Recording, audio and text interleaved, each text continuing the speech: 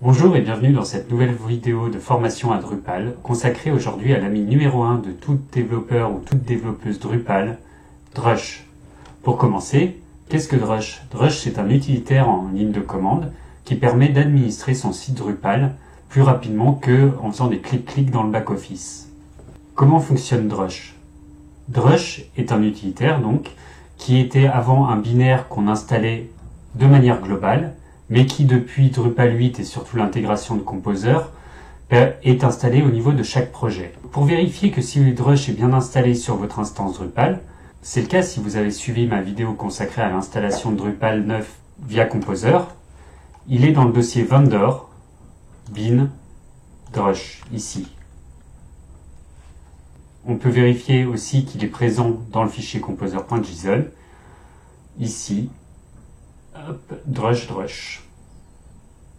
Si ce n'est pas le cas et que vous avez une installation de Drupal un peu spécifique, il est facilement installable via la commande composer require drush. Si vous n'êtes pas sûr d'avoir la dernière version, vous pouvez aussi exécuter cette commande, même si Drush est déjà installé, ce qui permettra d'installer la dernière version compatible avec votre instance de Drupal et les autres dépendances. Composer require drush. On attend que ça mouline, évidemment. Et on voit que moi, j'ai déjà la dernière version, la 10.3. Comment vérifier qu'il est installé et fonctionnel? On va faire le Hello World de Drush, c'est-à-dire la commande status, qui permet de récupérer différentes informations à propos de notre site. On tape le chemin pour accéder au binaire, donc vendor bin Drush. Et on tape ensuite la commande status. Et on voit qu'il nous retourne différentes informations, donc les paramètres d'accès à la base de données, si la base de données est bien connectée, le thème par défaut, les différents fichiers de config qui sont chargés via Drush, on y reviendra un petit peu plus tard, etc. et les différentes configurations du système de fichiers. Cette commande est bien pratique, mais on va en voir quelques-unes qui sont un petit peu plus utiles. La première est que si vous avez déjà développé un site avec Drupal, vous êtes habitué à l'adage de vider son cache d'abord. Et donc Drush ici va être très utile parce qu'il va permettre de gagner 4-5 clics facilement. La commande est simple, c'est vendor bin drush cache rebuild. Et ça fait la même action que si on se connectait au back-office, qu'on cliquait sur performance, vider les caches. Chaque commande dans Drush, ou la plupart du temps, possède un alias, c'est-à-dire un raccourci qui est plus rapide à taper que la commande initiale. Donc par exemple pour cache2.rebuild, l'alias est cr. Donc on peut faire la même chose, drush cr. Et évidemment ça fait la même action.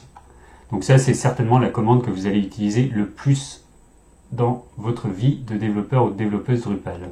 Une autre commande qui peut être bien utile, c'est pour se connecter au back-office du site, sans avoir à passer par la page /user/login, de taper son login, de taper son mot de passe. Il existe une commande via Drush pour faire ça, c'est la commande uli, ou user.login. Par défaut, cela nous connecte avec l'utilisateur numéro 1, qui est généralement dans le monde Drupal le superadmin, mais on peut aussi se connecter avec un autre compte. C'est pratique en local pour débugger un comportement qu'a un autre rôle dans Drupal, par exemple le rôle d'administrateur client, pour vérifier qu'il a bien accès aux pages d'administration qu'on lui a créées. C'est généralement une erreur qui est très classique, on oublie de lui affecter les permissions. Et ben, en se connectant via l'option --UID et en passant l'identifiant du compte utilisateur avec lequel on veut se connecter, et ben, cela nous créera un lien de connexion pour cet utilisateur. On va tester ça tout de suite, vendor bin drush uli. Et là, on voit que ça nous ressort une URL de connexion à notre site.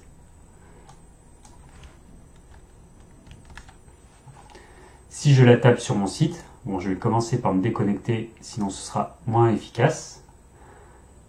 Donc je suis sur mon site que j'administre via Drush. Je copie-colle l'URL que Drush m'a retournée. Et bim, je me retrouve connecté. En fait, ça génère un lien de mot de passe oublié et ça nous permet, et on tombe ici sur la page de changement de mot de passe. Il est possible que via votre configuration de base, l'URL qui vous soit retourné soit plutôt de cette forme-là, http://default. Parce que par défaut, Drush ne connaît pas l'adresse de votre site. Ça, c'est un point de config qu'on peut ajuster dans le dossier Drush. Ici, on peut créer un fichier drush.yaml qui va contenir différents paramètres, dont les paramètres d'accès du site. La syntaxe est la suivante. On met option, une tabulation URI, et on met l'adresse locale de notre site. Ce fichier, le drush.yaml, je conseille de ne pas le versionner, parce qu'évidemment, on va avoir un drush.yaml différent en local, sur notre serveur de développement, sur notre serveur de production, sur notre serveur de pré-production, etc., etc. Donc les adresses pour chacun de ces environnements seront différentes. Donc ce fichier-là, drush.yaml, ne doit pas être versionné, mais par contre, je conseille de versionner un fichier drush.example.yaml, qui est ici est absolument identique à celui que je viens de créer, mais qui permettra d'être copié-collé directement sur chaque environnement, afin de renseigner la bonne URL du site. Et après, les autres options que l'on pourra ajouter dans ce fichier-là. On voit que j'ai créé un fichier dans le dossier Drush, j'ai créé un fichier gitignore, où je dis d'ignorer, donc de ne pas versionner le fichier drush.yaml. Et donc en créant ce fichier drush.yaml ici, si je relance ma commande user login, on va taper cette fois la commande entière pour changer un petit peu, j'ai cette fois la bonne URL de mon site. Si pour tester, ici je change en drupal9.fr, je relance la commande user login, on voit bien que mon adresse ici a changé. Ici, vous retrouvez les points de configuration que je viens d'énoncer. Je vous ai mis un lien dans cette présentation que vous retrouverez en description de cette vidéo vers différents éléments de configuration qui permettent d'optimiser certaines choses. Par exemple, quelque chose que j'utilise souvent, vous trouvez ici le fichier drush.yaml de mon site perso kagot.net, c'est les options SQL qui permettent en fait d'ajouter des paramètres à la commande SQL-dump qui permet de générer un dump de la base de données pour dire ici par exemple toutes les tables de cache, tous les messages de session, etc. Il va me dumper uniquement la structure de la table et non pas son contenu. Ça me permet en fait quand je vais récupérer un dump de prod d'avoir un backup, une sauvegarde en français, une sauvegarde de ma base de données plus légère qui ne contiendra pas toutes les informations inutiles, style toutes les données mises en cache. Toutes ces informations, vous les retrouvez dans le lien qui est ici. On a vu que 2 commandes, il en existe beaucoup plus évidemment. Pour en avoir la liste complète, il vous suffira de taper la commande drush toute seule, sans paramètres, sans arguments, et vous aurez une liste complète de l'ensemble des commandes, avec une petite description à côté. Pour avoir de l'aide sur une commande en particulier, vous pouvez utiliser la commande help. Donc, drush help cache clear. Et on obtient donc une description de la commande avec les différentes options, les différents usages que l'on peut en faire. Ici, à chaque fois, j'ai utilisé, quand je voulais exécuter une commande drush, j'ai utilisé vendor bin drush. C'est un petit peu long, on perd facile 1 seconde ou 2 secondes à chaque fois qu'on exécute une commande drush. Pour remédier à ça, il existe Drush Launcher. Qu'est-ce que c'est? C'est un utilitaire qui cette fois va s'installer globalement au niveau du système et qui va permettre d'exécuter Drush sans avoir à le préfixer vendor bin drush. Si vous êtes dans le dossier contenant votre site, et automatiquement il retrouvera où est installé le site, etc. Et il sera appelé le bon binaire drush et lire les bons fichiers de config. Sur mon système il est installé, je peux donc utiliser directement la commande drush sans avoir à la préfixer par vendor bin drush. À savoir que si vous utilisez Docker, DDEV ou autre, Docker avec Docker for Drupal, Drush Launcher est déjà installé. Si vous utilisez une installation de Drupal avec un environnement WAMP ou LAMP ou autre classique, vous trouverez toutes les informations pour installer Drush Launcher directement sur ce lien aussi. Donc je peux évidemment taper n'importe quelle commande comme je le faisais avant en les préfixant. Deux autres commandes que vous allez utiliser très souvent sont les commandes pour activer ou désinstaller un module. Les commandes sont simples, c'est drush en, le nom du module, ou drush pmu, le nom du module. Pour en pour activer un module, enable, et pmu pour désinstaller, uninstall un module. Donc, on va tester ça tout de suite. J'ai créé un module vide qui nous servira tout à l'heure dans les générateurs qu'on va activer. Donc, drush en, mon module. S'il y a des dépendances nécessaires pour ce module et que ces dépendances ne sont pas installées, mais qu'elles sont présentes dans notre instance de Drupal, Drush va proposer de les installer directement. Donc là, il nous a dit, OK, j'ai activé le module, mon module. On va le désinstaller aussi pour vérifier que ça fonctionne bien. Donc drush pmu, mon module. Et mon module est désinstallé. Une dernière fonctionnalité qui est très pratique avec Drush, c'est les générateurs. C'est quelque chose qui est assez relativement nouveau dans Drush, pour lequel Drupal Console était très utile à l'époque de Drupal 8 et qui du coup maintenant est passé un petit peu en désuétude. Ça permet en fait de générer ou de scaffolder en termes développement du code. Donc ça peut être la structure d'un module, d'un type d'entité, d'un formulaire, d'un bloc, etc. Ça utilise pour cela Drupal Code Generator. Vous trouvez le lien ici, qui est un utilitaire qui permet donc de scaffolder du code, qui est maintenant directement intégré en dépendance de Drush. Et du coup, via Drush, on peut générer plein de types de choses différentes. La liste des générateurs est directement accessible via la commande drush generate. Nous avons testé de générer un formulaire. Donc, on l'a vu, la commande c'est drush generate form simple. On se met sur notre terminal, drush generate form simple.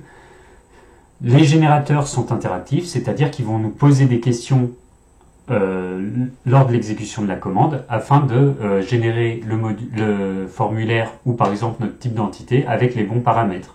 Pour le type d'entité, ça va être le nom de l'entité. Si on souhaite que notre type d'entité, soit révisionnable, si elle doit être traduisible, etc., etc. Là, dans le cas de mon formulaire, ça commence par me demander le module qui doit contenir notre formulaire. On va utiliser pour cela donc mon module. On voit qu'on a de l'autocomplétion. Le formulaire, on va l'appeler mon formulaire de test form. Donc ça, c'est le nom de la classe. Est-ce que je veux créer une route, c'est-à-dire est-ce que mon formulaire doit être accessible via une URL? Dans ce cas-là, oui. Il nous demande le nom de la route. Pour cet exemple, on va garder ce qui est proposé, donc ce qui est entre crochets et la valeur par défaut. L'URL, enfin l'URI que l'on souhaite pour notre formulaire, donc on va mettre test. Et enfin, le titre de la route. Donc on va mettre test formulaire ici. S'il doit y avoir des permissions d'accès. Et voilà, ça nous dit quels fichiers ont été créés ou mis à jour. Donc on voit qu'il a créé un fichier de classe mon formulaire de test form que l'on va pouvoir voir ici dès que PHP Storm aura mis à jour. Voilà, c'est fait. Donc on a notre formulaire de test ici. Donc il nous a créé les méthodes buildForm, validateForm et submitForm. Donc buildForm qui va contenir toute la création de tous les champs de notre formulaire. Donc ici on voit qu'il a créé juste un champ message et un bouton de submit. La validation de notre formulaire et enfin le traitement, donc le submit, là où on fera notre traitement des données saisies par l'utilisateur. Il a aussi créé un fichier donc de routing qui va contenir en fait le lien entre l'URI que j'ai défini lors des questions qui m'étaient posées et la classe de formulaire ici. On va rapidement vérifier que cela fonctionne.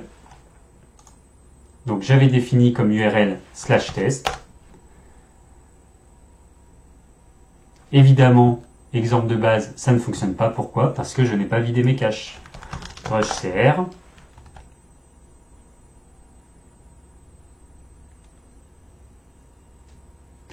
Le vidage de cache est effectif. J'actualise. Et je tombe sur ma page test formulaire.